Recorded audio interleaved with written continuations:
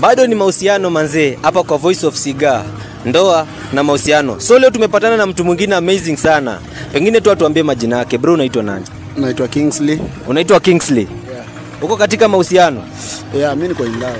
Umeoa ama ndio uko in love? Kuoa naye itasumbua, bado sijaoa, ni kudate tu. Kuoa itasumbua, bado hujaoa lakini una date. Bado sija settle. So nataka tupigie manzi yako simu hapa. Niko free, si ni mmoja tu. Pigie. Uko free? Sasa acha tumpigie, umesema namba ni namba ni. Sawa, acha tumcall.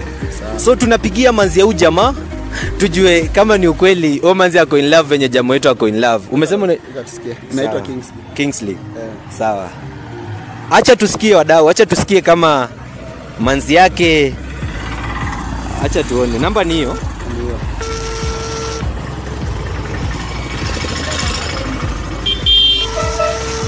Acha tusikie. Hello. Mambo?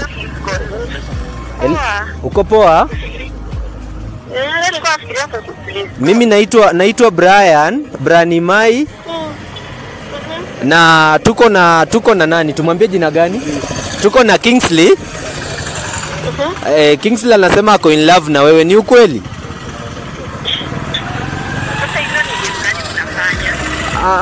Si game tunafanya. Tuko na Kingsley hapa. Unataka kuongea na yeye?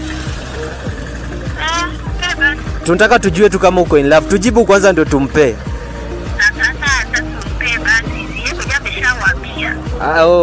Ni ukweli? So manzi yake amesema ni ukweli wako in love by the way. So Kingsley, before uchague umrembo wako bana, what did you consider? Kitu ya kwanza, consider loyalty kwake. Uli consider kama ni ukweli ako loyal kwako. Unyama sana. Alafu kitu ya pili, ni ule misunderstanding. Ako understanding sana. In which way?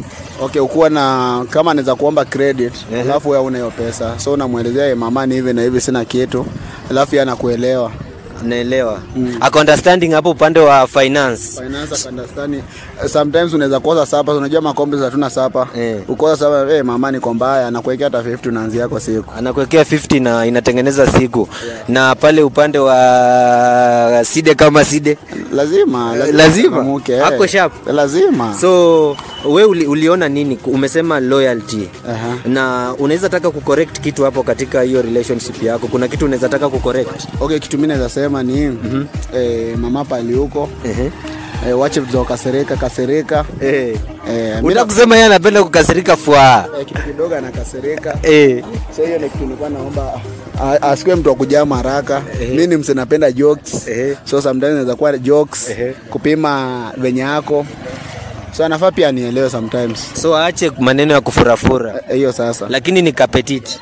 Ni kitu mali. Ni kitu mali. Kitu mali. Hiyo siwezi sema kitu mali. Ni kitu vaida. Kitu vaida. Mwana inyanya.